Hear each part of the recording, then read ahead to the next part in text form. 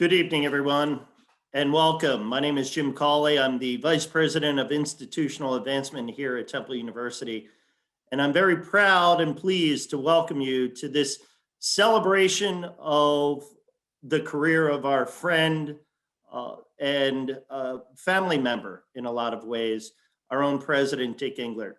I'm so happy that so many of you, alumni, faculty, friends, donors, were able to join us here this evening to celebrate this 45 years of tremendous service. We hope you enjoy this celebration. I would like to tell you that we're going to start off this evening with sort of a fireside chat between President Englert and, of course, Dean Greg Anderson, who is, of course, we all know, the Dean of the College of Education and Human Development, the place where Dick Englert started his service with Temple University some 45 years ago.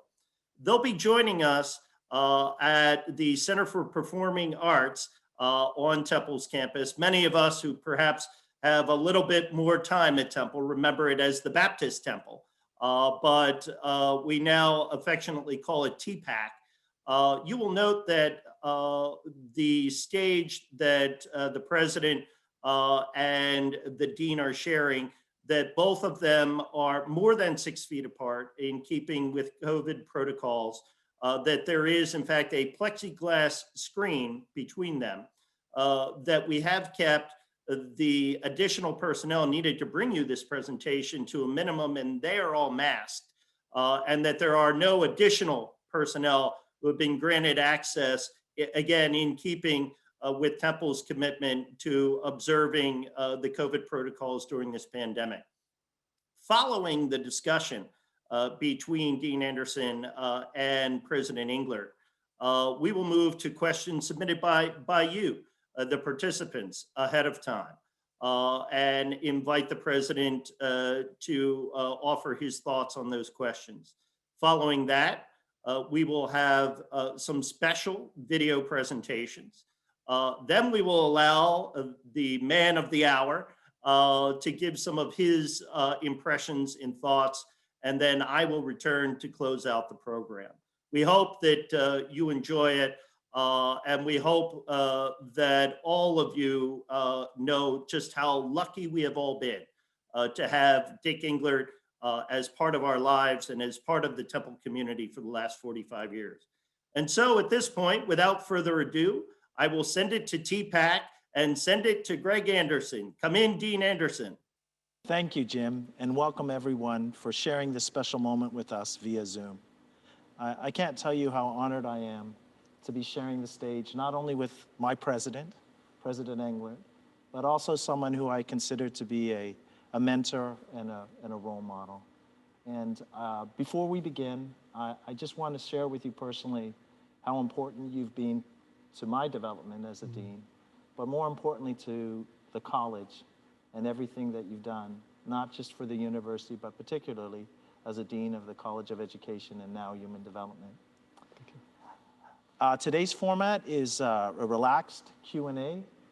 We really just want to get to know President Englert, the man, and also to learn from his wisdom regarding what amounts to almost half a century of service. I'm not trying to date you, sir, but I am trying to indicate that, like a fine wine, President Englert continues to evolve in ways that amaze us all. So, with your permission, I'd love to ask the first question. Please. President Englert, as a researcher and scholar of higher education, I have a theory, and I apologize in advance. I'd like to test it on you. And that theory is there's something about leaders that drives them to lead. It may not be that they're born to be leaders, but there's something about their values, their family, their faith, their history, that brings them to an organization or an institution to lead. I'm not sure I'm right, but if I am, I would love to hear how your story unfolded for you to be the president of this fine public university. Well, thank you, Dean. And let me say at the outset, I am just so honored for the Dean of the College of Education and Human Development. To me, it's the College of Education, and all of you in attendance for me to have this opportunity. I love the College of Education and Human Development. It's special to me, and I'll explain why. But to be so honored, it's really just means so much to me. I look back at the time when I was a classroom teacher in the Los Angeles City School District, elementary level, and special ed, but at the elementary level. And it was in South Central Los Angeles. And in terms of values, number one, I became a teacher and went to South Central Los Angeles because of my values. But I would articulate my values especially as really caring about students, wanting to make a difference in people's lives, a real passion for social justice for everyone, and a real passion about serving the most underserved in our society. And those values led me to go to UCLA, get a doctorate in educational administration. Originally, I was a union activist in Los Angeles, actually a strike leader at one time, and I wanted to learn more about unions. So going to UCLA, they said, learn more about unions by going into our Ed Admin program. And I suddenly became co-opted into administration. But I took a professor who ended up being named Dean of the College of Education of Temple University, Jay Scribner, a mentor of mine. And he asked me to come. And I didn't know much about Temple, but what I learned about Temple was Temple's values resonated with mine. We were aligned in caring about students, in caring about social justice, in caring about those who are most underserved in our society. And that's what kept me at Temple University, 17 different roles, though my wife says her favorite one was the College of Education. I say that without a doubt. But those were the values that especially drove me. And I'm just pleased as anything to be here. Well, thank you. I'm intrigued by the fact that you mentioned teaching, because I would be remiss if I didn't share with the audience that throughout your career, and you've worn many hats, you've always found a special place in the classroom and found time to teach.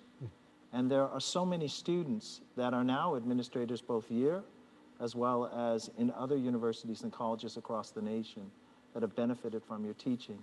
And I'm curious to know whether your teaching is also informed not only by your educational expertise, but also by your professional experience. And could you talk a little bit about what it's like to teach future higher education leaders and administrators? Absolutely. I'd love to. I am passionate about teaching. My greatest regret being president is not being able to teach. I just can't find the time to classroom teach, though I have guest lectured. But when I was dean, I taught, and I wanted to teach both students at the graduate level, but also students at the undergraduate level. So I started teaching in the Intellectual Heritage program in our Gen Ed program. And then at the same time, teaching graduate students, master's and doctoral students. And what I love about teaching is, number one, in order to teach, you have to do a terrific amount of preparation. I take my hat off to all of our faculty because I know how much preparation it takes to really do the kind of job we need to in the classroom. But the kind of preparation I would do would be to keep up in my field of administration, for example, for the graduate students. And I believe that good teaching especially in administration, is informed not only by keeping up in your field, keeping up in the research, but also knowing what best practices are around the country, but also being able to reflect on my own experience and what I've done as an administrator. And so what I've tried to do is convey all three of those to students. And let me tell you, Temple students are the best. I've had great students.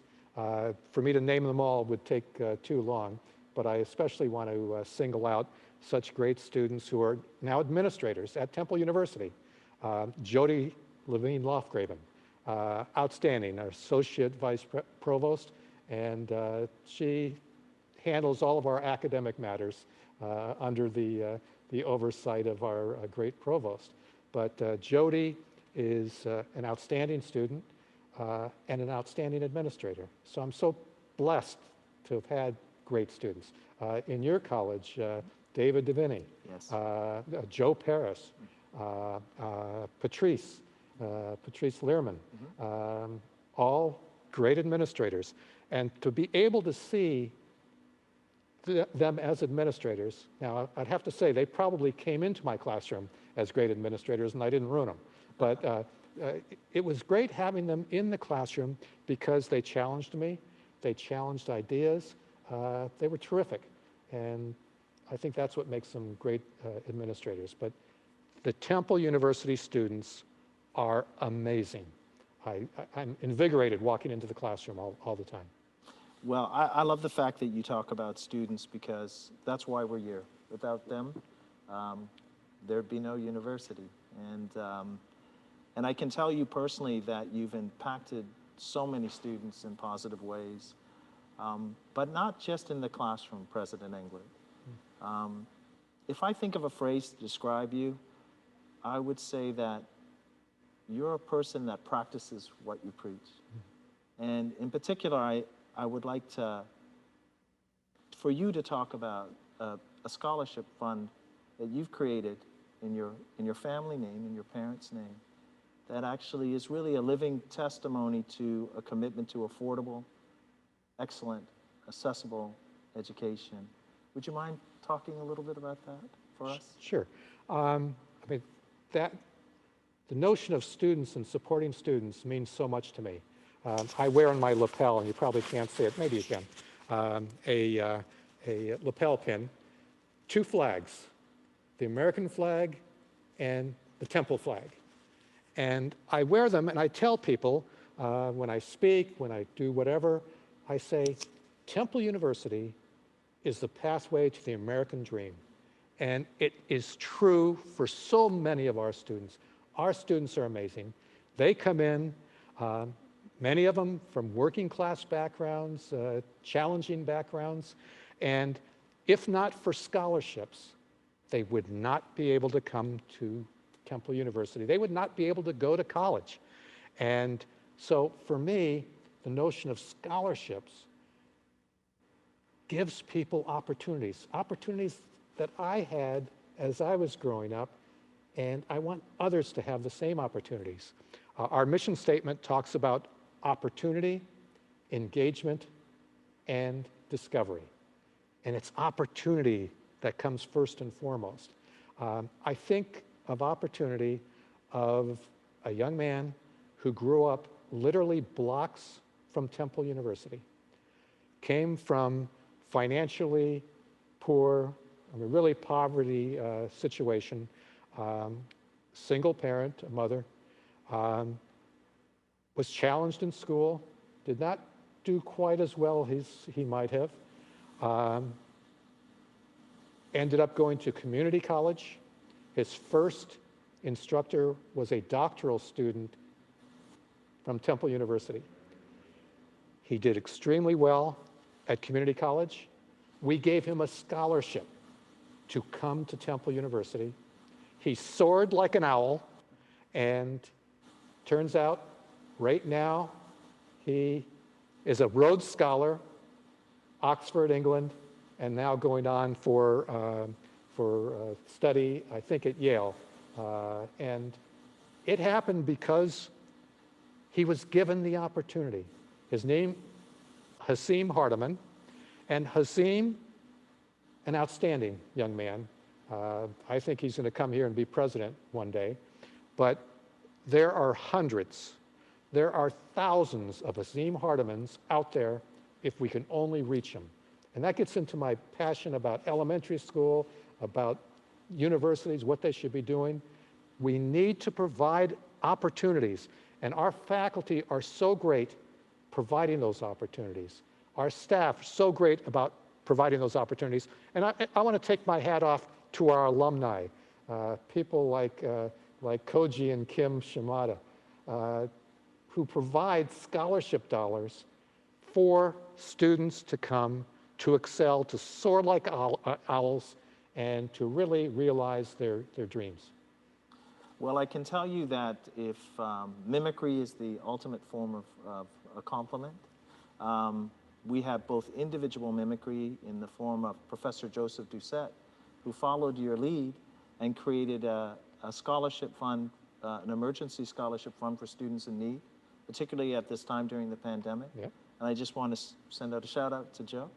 And also, we followed your lead in terms of the College of Education and Human Development by creating a $4 million matching scholarship program for students from Philadelphia.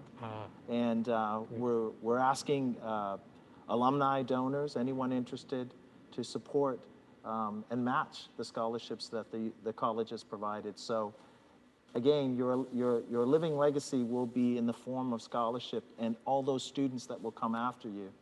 And they may not know you personally as we do, but they'll thank you. And I'm sure their children's children will thank you as well.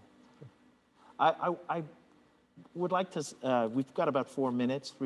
I'd love to get your perspective on, and again, I'm not dating you, President Englert, but I do know that you've been here approximately 44 years.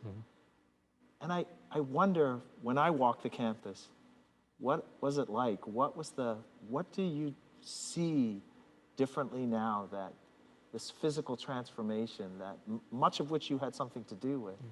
Could you talk about how proud you are and how much Temple, the campus, has changed? Would love to. The campus has changed dramatically over the 45 years I've been here. And I'll say, in terms of buildings, absolutely. I mean, you couldn't imagine what the place looked like before, when I first got here, using the row houses for a number of purposes. We didn't have the great Charles Library. We didn't have so many of the buildings that we now have. And the real anchor piece was the Leo Corr Center. The Leo Corr Center, which was actually a car dealership at one time, bringing that Leo Corr Center became an anchor, not only for Temple University events such as commencement and for athletics events and for all kinds of cultural events, but also for the community. It spawned a number of small businesses to support that entity. And so the place looks totally different. And in terms of students, forgetting about right now during COVID, but the number of students on campus has grown just exponentially. Before, you'd walk down campus, you'd see some students, et cetera, during the day. Now it's like Grand Central Station, students between classes, going everywhere.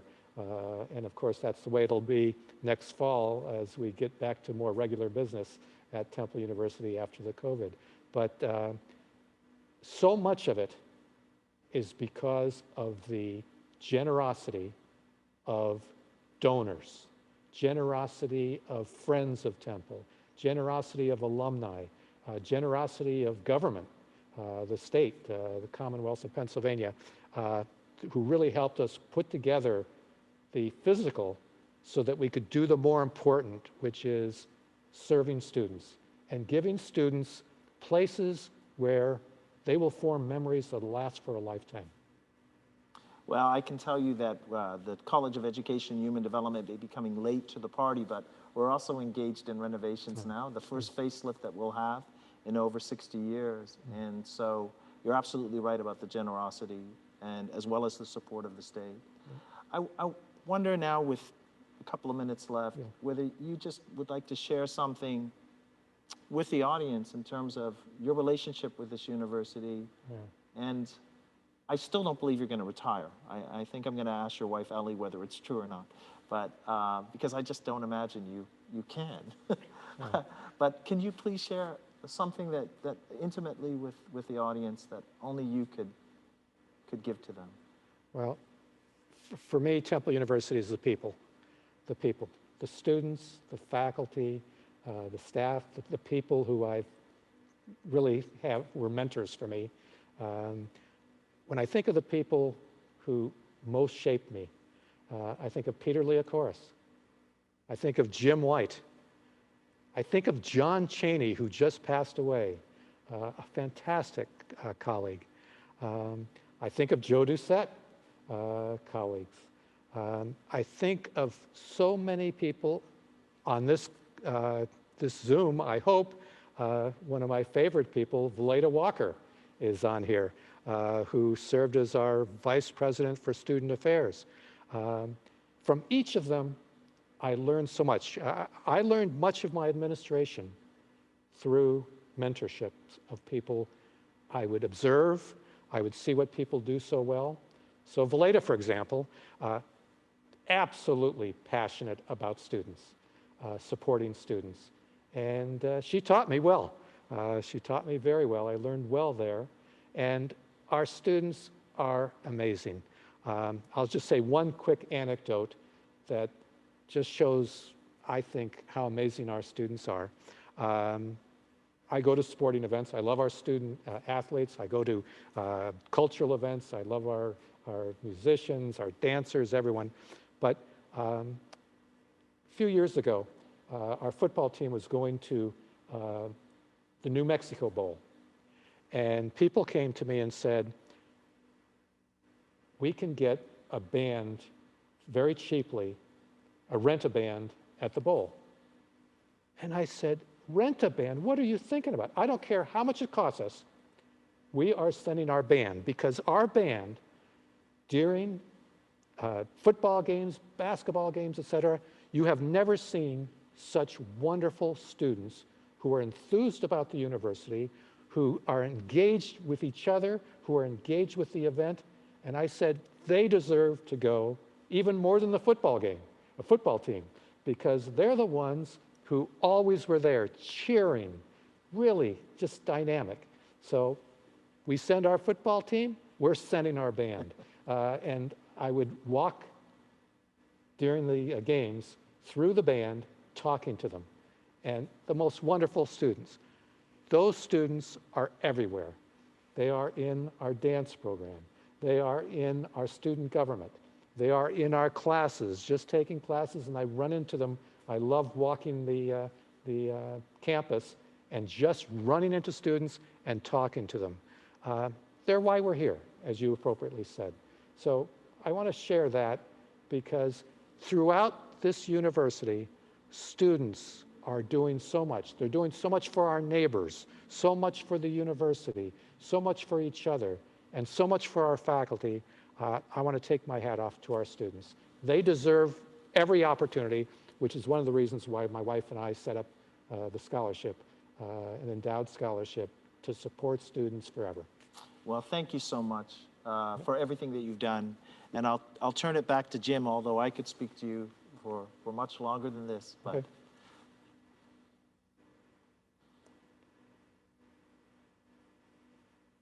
Thanks, Greg. Thanks, Dick. That was an absolutely fantastic conversation. And Greg, I don't know if you've considered another line of work, but I think a talk show host is well in your future if you would ever choose to do so. But Well said. Dick, it's now my pleasure to take you through some of the questions of friends, of colleagues, as you've mentioned, mentors, who submitted some questions for you when they registered to be part of the function here this evening. And I'll start off with the first one. It's from Barbara DeToro. And frankly, as a Temple alum myself, I love this question, I have to admit. That's why I'm starting off with it. What do you, Dick Englert, think that Russell Conwell's reaction would be if he were to visit Temple University today? Great question. And Barbara, thank you. And thank you for all you did for Temple University. You're another one of the great ones. Russell Conwell, well, Founders Garden, as we all know, is the burial site of Russell Conwell and his wife, and is at the center of campus. So it's very appropriate that the founder is literally at the center of campus. If Russell Conwell walked our campus, he'd be impressed with the sheer size, without a doubt, and all the bricks and mortar. He would be more impressed with the flow of students, the focus of students, the determination of students, the diversity of students. And I think he would be so happy to know that Temple University has, as its executive vice president and provost, a woman, because Russell Conwell, when he was president, chose a young woman, age 26, Laura Carnell, to be his right-hand person. And Laura Carnell, she grew in stature. She became known as the Dean of Deans because she truly ran the place. When Russell Conwell, around 1923 or so, became ill, I think he's approaching 80, she was named associate president with the full range of opportunities and authority as president. And then when Russell Conwell passed, 3 names were given to the board, hers being one of them for president. One of those names, one of those people withdrew. She herself withdrew and recommended Bury, Charles Bury. So he would be pleased as punch to know that his legacy also continues in terms of the diversity of this institution. And he would have, of course, been absolutely wowed by Joanne Epps's abilities. Well, I will tell you, sir, your modesty prohibits you from saying I think he would be wowed by his present day successor as well. So our next question comes from Monica McGrath. And it is, do you have a vision for how we might help children and families restore educational ground that has been lost during this pandemic? Well, thank you, Monica. A great question, and one that we are addressing, trying to address. First of all, my heart goes out to so many students, especially in high school, who have lost opportunities that normally high school students would have at their age. College students, same way. My heart goes out to families who have lost employment opportunities because of this pandemic. My heart goes out to students who are struggling in class because of the digital divide. Not every community has access to easy access and great access to online education. My heart goes out to students who, for one reason or another, just function better in live educational experiences than in online experiences. So, Monica, you are asking absolutely the right question. We at Temple University are approaching this on many levels. One level is just dealing with the pandemic. Our health system, our medical school, our faculty are at the forefront of dealing with the COVID pandemic and setting the stage for dealing with future pandemics.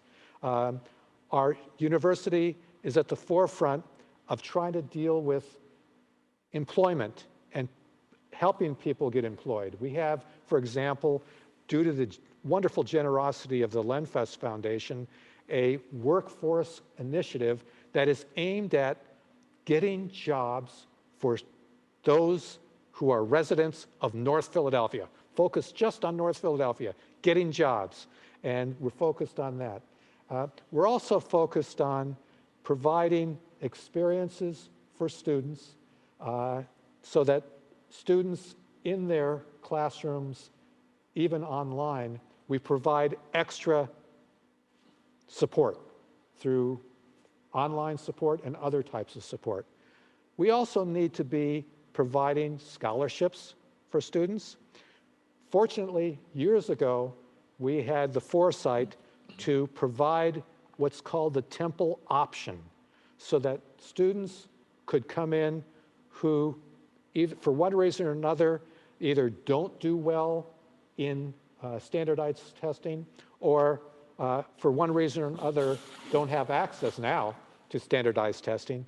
So we had a Temple option that provided students who are great students, but who just don't have the standardized test scores.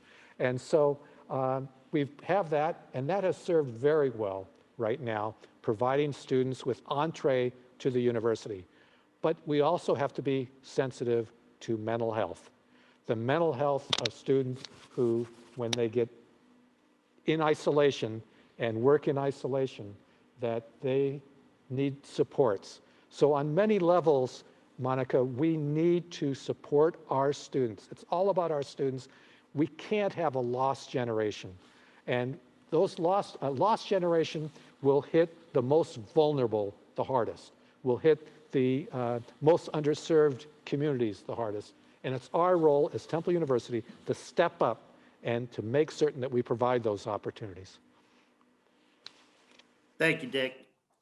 There's a question here from a gentleman that you mentioned earlier, and I think it's important. You actually touched on, I think, at least some of the answer to his question, but I know as one of your self-identified mentors, if I did not offer the question of Jay Scribner, you would be upset. So I don't wish to run afoul of the president. So Jay's question is, what major initiatives affecting the inner cities citizens have you undertaken during your term as president? And I think you, as I said, began to mention just some of the things that you've done. Well, Jay, as a mentor of mine, he's one of the first people who really sensitized me to the urban environment. Jay at UCLA ran a program, secured federal support for a fantastic program for urban education. And he's the one who whetted my appetite in addition to my teaching. So Jay, I would look to you to answer that question, because you could answer it better than I.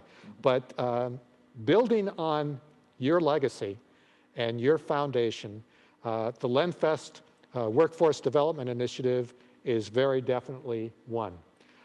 Most recently, we just initiated an anti-racism initiative.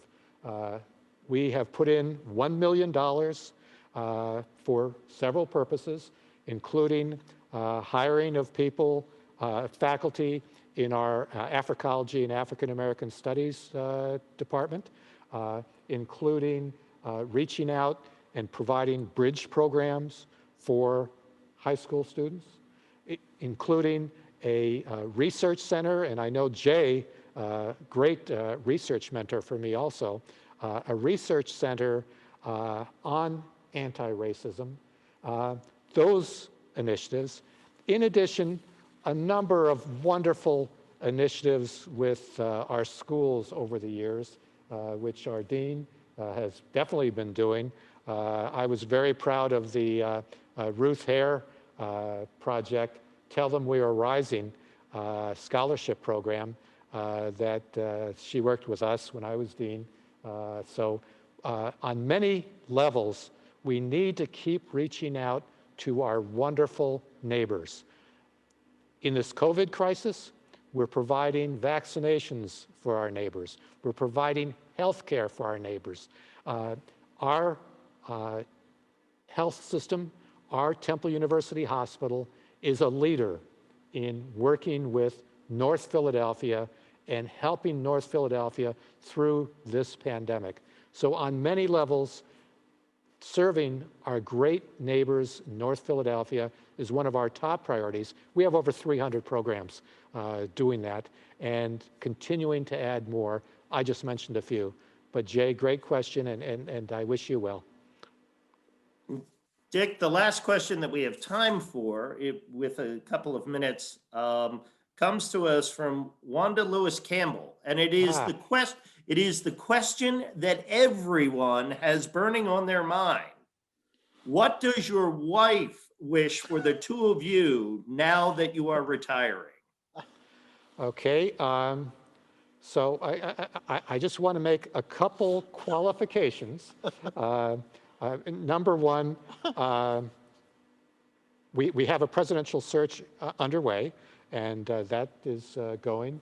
And what I've told the board, because the board asked me for some help at different times, but I also told the board to, they should feel comfortable getting the right person for the role going forward. And however long it takes, I told them I'm not going to leave them in the lurch. I will stay on. You just tell me whatever. Now, my wife says sooner rather than later, but I have told the board that whatever they think, I'll stay until such time as. Then, after that, I will transition to my chancellor role as past president, chancellor. And there are still a few things that the university would need just to get finalized, which I would think would take about a year.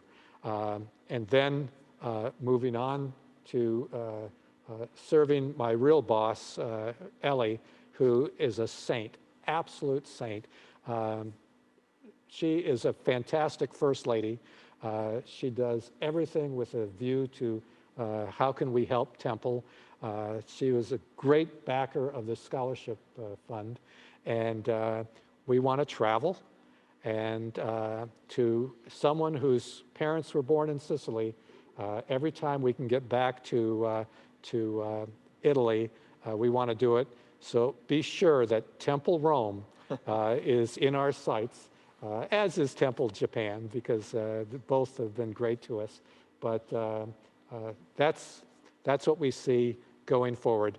But we'll continue with philanthropy, and we'll continue with something that means so much to both of us and to our sons, by the way.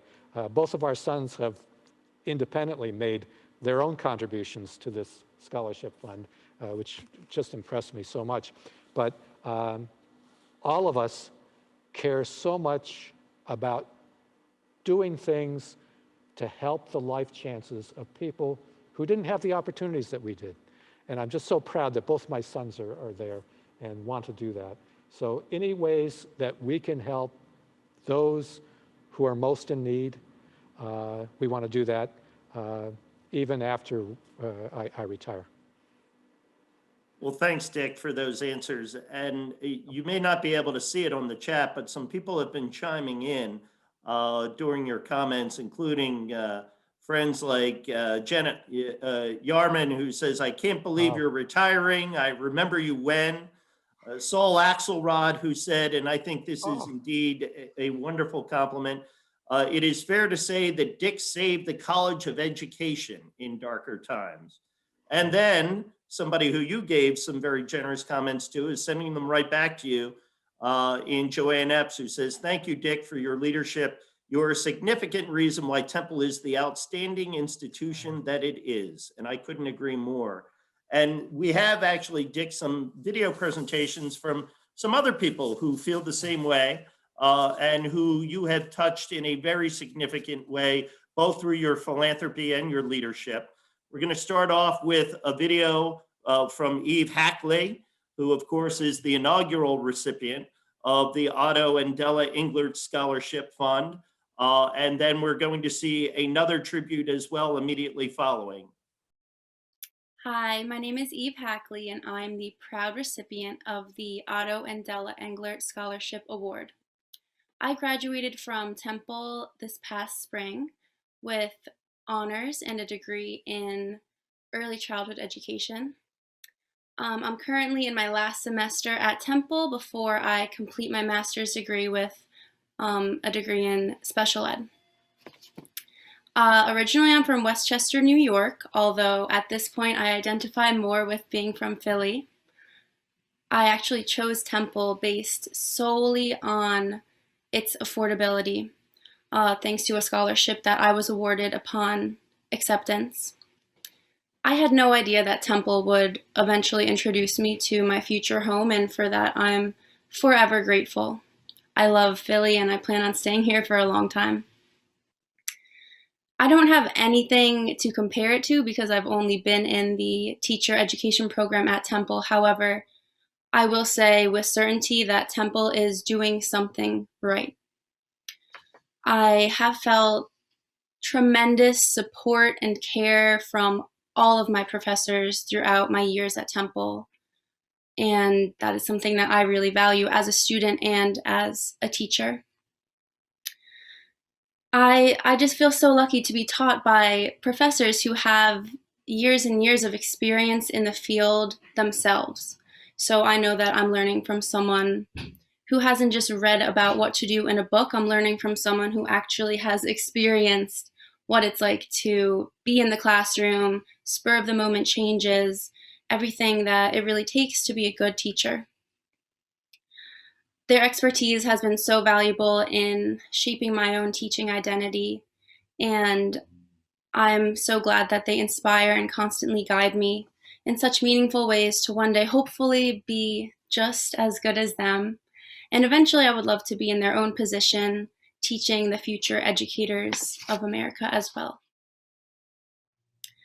I plan on next year having my own classroom and working in the Philadelphia School District.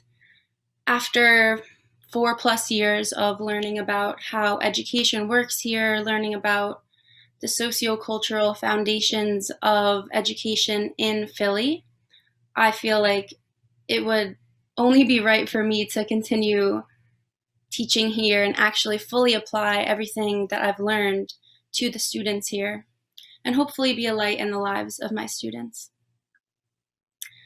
Before I finish, I want to again thank President Englert and his family for making this possible. Without this scholarship, I would not have been able to afford my master's degree, so that is something I will never forget and always hold dear to my heart. And not even just President Englert, but Temple has made it possible for me to pursue 2 degrees affordably. And again, that is something that I feel forever indebted to. I will never forget. My only hope is that this generous gift will be paid forward tenfold in the years to come as I teach and continue expanding my expertise. So thank you to President Englert and Temple for everything that you've done.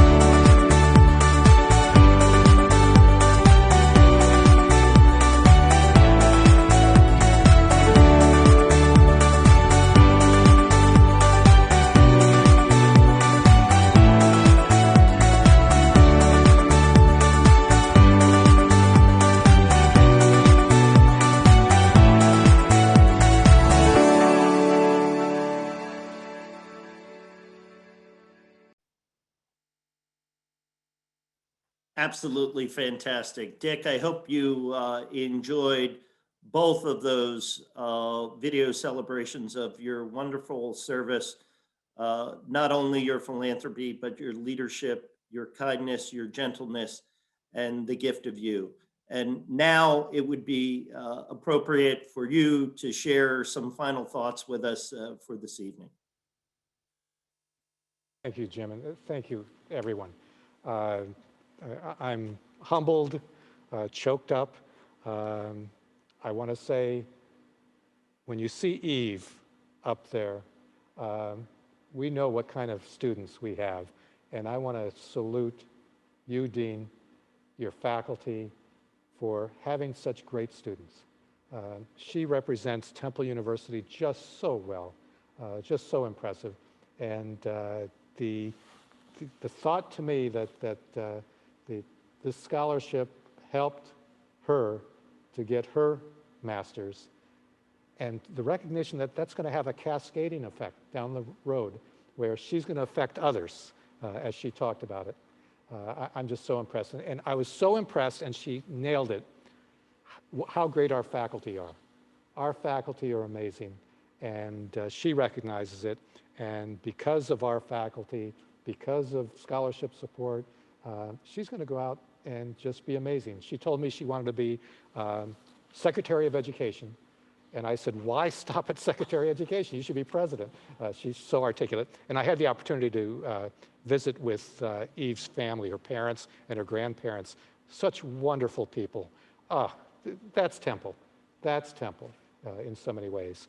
And I'm just humbled by that video with so many just fond memories. I thank everyone for the wonderful comments. Joanne, you are amazing. I say it time and time again.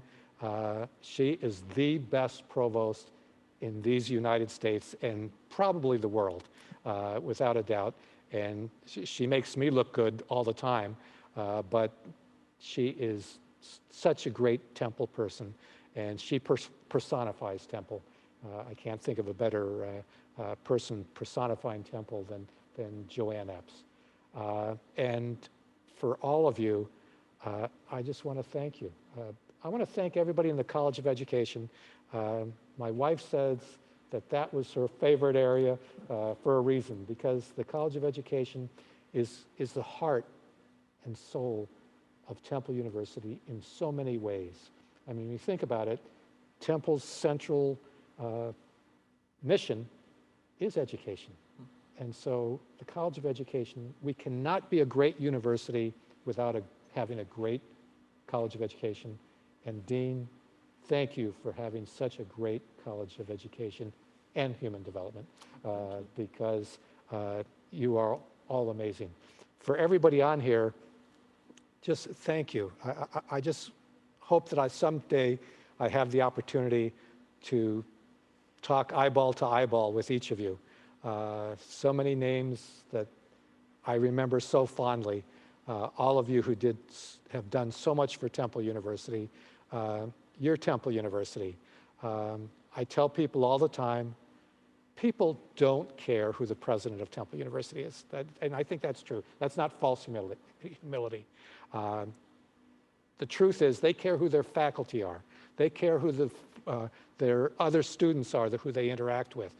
They care about the staff who go eyeball to eyeball with them day in and day out. And these are the people who make Temple great. The people who clean the classrooms, the people who care about our students.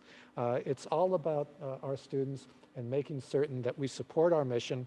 And again, our mission includes opportunity, it includes engagement with our neighbors, and it includes discovery, the great research that we do. So I want to thank everybody for making Temple University so great. And quite frankly, you're the ones who've kept me here for 45 years and counting. But it is just a real pleasure and an honor and a privilege to have worked with all of you and to continue working with all of you. And I'll throw this back to Jim Cawley, former Lieutenant Governor of Pennsylvania, and who we're just blessed to have as our leader in institutional advancement. And for everybody who put this together, thank you. Thank you. This means so much to me personally. I just can't say enough good things about all of you. Thank you, Dick. The honor and the privilege has been all ours. And the reason for the audience that I have this job is because, and many of you perhaps could tell the same story, when Dick Englert asks you for something, you just can't say no. So it has been a great privilege of mine personally to work with you, Dick, and I want to thank you. And of course, Greg, I want to thank you for participating this evening. And I want to thank everyone in the audience for being with us here this evening. In particular, we'd like to recognize the members of the Board of Visitors for the College of Education and Human Development who have joined us, many of whom have already started scholarships themselves during President Englert's term of service. We thank you for that. And one of the questions that we actually had this evening in the chat was, what can we do next? There are those of you out there perhaps hearing some of the wonderful and visionary words of Dick Englert, who said, what can we do next?